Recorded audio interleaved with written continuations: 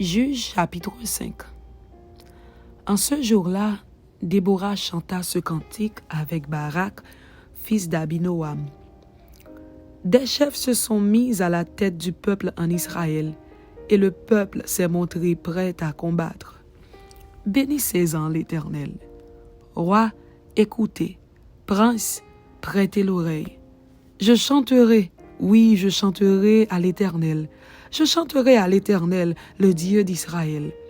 Ô Éternel, quand tu sortis de Séhir, quand tu t'avanças des champs d'Édom, la terre trembla et les cieux se fondirent et les nuées se fondirent en eau. Les montagnes s'ébranlèrent devant l'Éternel, ce Sinaï devant l'Éternel, le Dieu d'Israël. Au temps de Shamgar, fils d'Anath, au temps de Jaël, les routes étaient abandonnées et ceux qui voyageaient prenaient des chemins détournés. Les chefs étaient sans force en Israël, sans force. Quand je me suis levé, moi, Déborah, quand je me suis levé comme une mère en Israël, il avait choisi de nouveaux dieux. Alors la guerre était aux portes. On ne voyait ni bouclier ni lance chez 40 milliers en Israël. Mon cœur est aux chefs d'Israël, à ceux du peuple qui se sont montrés prêts à combattre. Bénissez l'Éternel, vous qui montez de blanches ânesses, vous qui avez pour siège des tapis, et vous qui marchez sur la route, chantez. Que de leur voix les archers du milieu des abreuvoirs célèbrent les bienfaits de l'Éternel, les bienfaits de son conducteur en Israël. Alors le peuple de l'Éternel descendit aux portes. Réveille-toi, réveille-toi, Déborah, réveille-toi, réveille-toi, dis un cantique. Lève-toi, Barak, et emmène tes captifs, fils d'Abinoam. Alors un reste du peuple triompha des puissants. L'Éternel me donna la victoire sur les héros.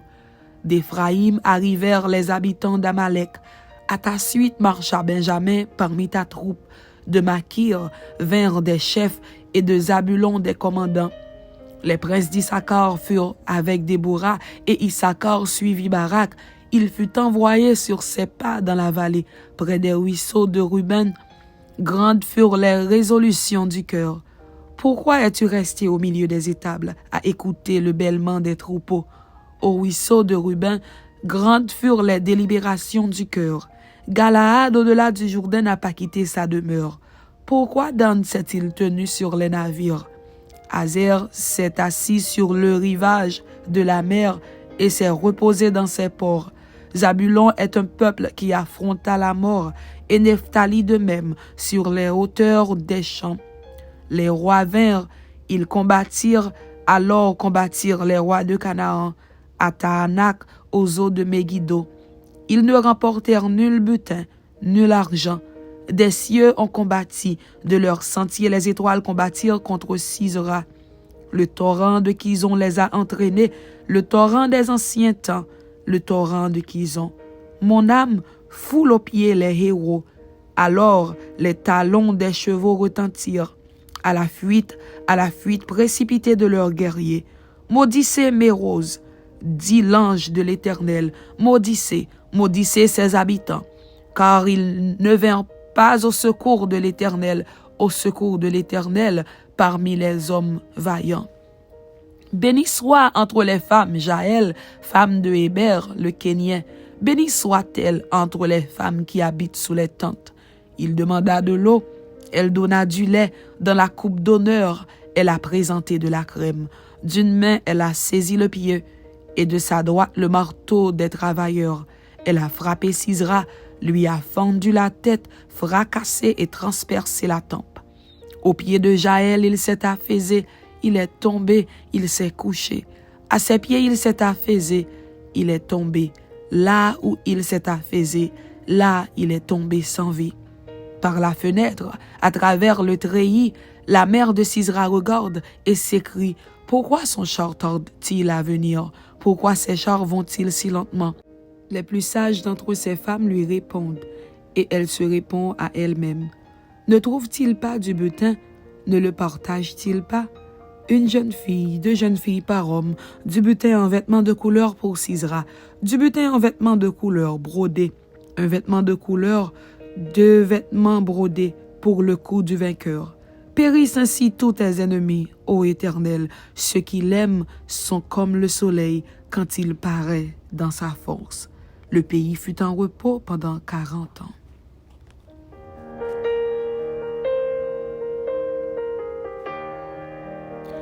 Juge chapitre 6. Gédéon, juge en Israël. Les enfants d'Israël firent ce qui déplaît à l'Éternel, et l'Éternel les livra entre les mains de Madian pendant 7 ans. La main de Madian fut puissante contre Israël. Pour échapper à Madian, les enfants d'Israël se retiraient dans les ravins des montagnes, dans les cavernes et sur les rochers fortifiés. Quand Israël avait semé, Madian montait avec Amalek et les fils de l'Orient, et ils marchaient contre lui.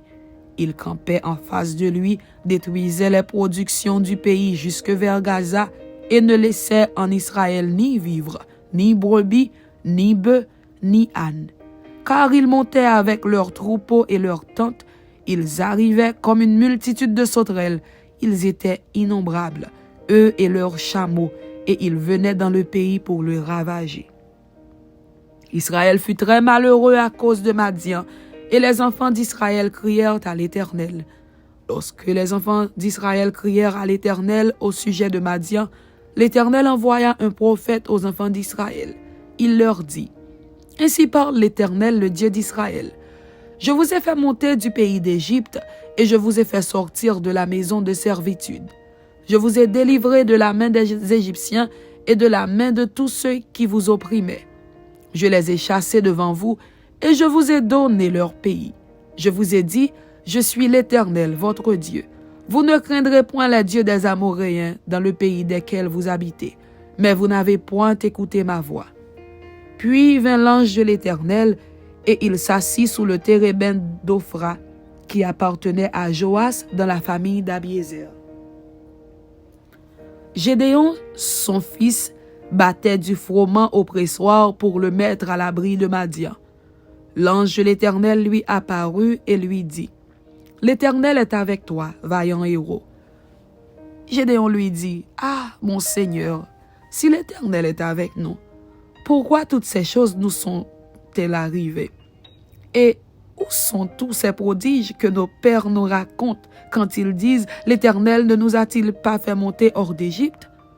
Maintenant, l'Éternel nous abandonne et il nous livre entre les mains de Madian. » L'Éternel se tourna vers lui et dit, « Va avec cette force que tu as et délivre Israël de la main de Madian. N'est-ce pas moi qui t'envoie? » Gédéon lui dit, « Ah, mon Seigneur, avec quoi délivrerai-je Israël?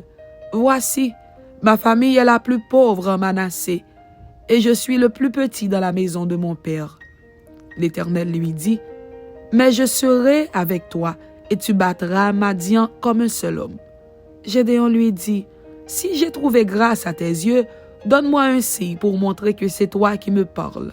Ne t'éloigne point d'ici jusqu'à ce que je revienne auprès de toi, que j'apporte mon offrande et que je la dépose devant toi. » Et l'Éternel dit, « Je resterai jusqu'à ce que tu reviennes. » Gédéon entra et prépara un chevreau et fit avec un épha de farine des pains sans levain. Il mit la chair dans un panier et le jus dans un pot, les lui apporta sur le térébinthe et les présenta. L'ange de Dieu lui dit, « Prends la chair et les pains sans levain, pose-les sur ce rocher et répands le jus. » Et il fit ainsi. L'ange de l'Éternel avança à l'extrémité du bâton qu'il avait à la main et toucha la chair et les pains sans levain. Alors il s'éleva du rocher un feu qui consuma la chair et les pains sans levain, et l'ange de l'Éternel disparut à ses yeux. Gédéon, voyant que c'était l'ange de l'Éternel, dit, « Malheur à moi, Seigneur Éternel, car j'ai vu l'ange de l'Éternel face à face. » Et l'Éternel lui dit, « Sois en paix, ne crains point, tu ne mourras pas. » Gédéon bâtit là un autel à l'Éternel et lui donna pour nom l'Éternel paix. Il existe encore aujourd'hui à Ophra, qui appartenait à la famille d'Abiézer. Dans la même nuit, l'Éternel dit à Gédéon, « Prends le jeune taureau de ton père et un second taureau de 7 ans. Renverse l'autel de Baal qui est à ton père et abat le pieu sacré qui est dessus. Tu bâtiras ensuite et tu disposeras sur le haut de ce rocher un autel à l'Éternel ton Dieu. Tu prendras le second taureau et tu offriras un holocauste avec le bois de l'idole que tu auras abattu. » Gédéon prit 10 hommes parmi ses serviteurs et fit ce que l'Éternel avait dit. Mais comme il craignait la maison de son père et les gens de la ville, il l'exécuta de nuit et non de jour. Lorsque les gens de la ville se furent levés de bon matin, voici, l'autel de Baal était renversé, le pieu sacré placé dessus était abattu, et le second taureau était offert en holocauste sur l'autel qui avait été bâti. Ils se dirent l'un à l'autre, « Qui a fait cela ?» Et ils s'informèrent et firent des recherches.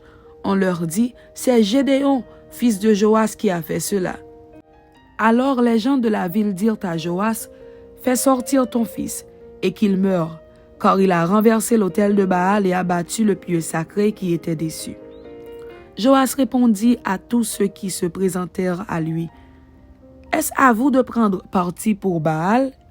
Est-ce à vous de venir à son secours? Quiconque prendra parti pour Baal mourra avant que le matin vienne.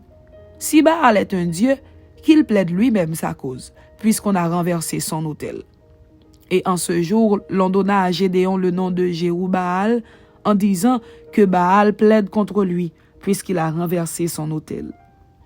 Tout Madian, Amalek et les fils de l'Orient se rassemblèrent, ils passèrent le Jourdain et campèrent dans la vallée de Jizréel. Gédéon fut revêtu de l'Esprit de l'Éternel. Il sonna de la trompette et Abiézer fut convoqué pour marcher à sa suite. Il envoya des messagers dans tout Manassé qui fut aussi convoqué pour marcher à sa suite. Il envoya des messagers dans Azer, dans Zabulon et dans Nephtali qui montèrent à leur rencontre.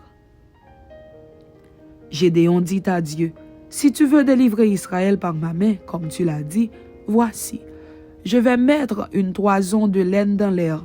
Si la toison seule se couvre de rosée et que tout le terrain reste sec, je connaîtrai que tu délivreras Israël par ma main, comme tu l'as dit. » Et il arriva ainsi. Le jour suivant, il se leva de bon matin, pressa la toison et en fit sortir la rosée qui donna de l'eau plein une coupe. Gédéon dit à Dieu, « Que ta colère ne s'enflamme point contre moi, et je ne parlerai plus que cette fois. Je voudrais seulement faire encore une épreuve avec la toison, que la toison seule reste sèche et que tout le terrain se couvre de rosée. » Et Dieu fit ainsi cette nuit-là. La toison seule resta sèche et tout le terrain se couvrit de rosée. Amen. C'était Juges chapitre 5 et Juges chapitre 6. Que Dieu vous bénisse. Amen.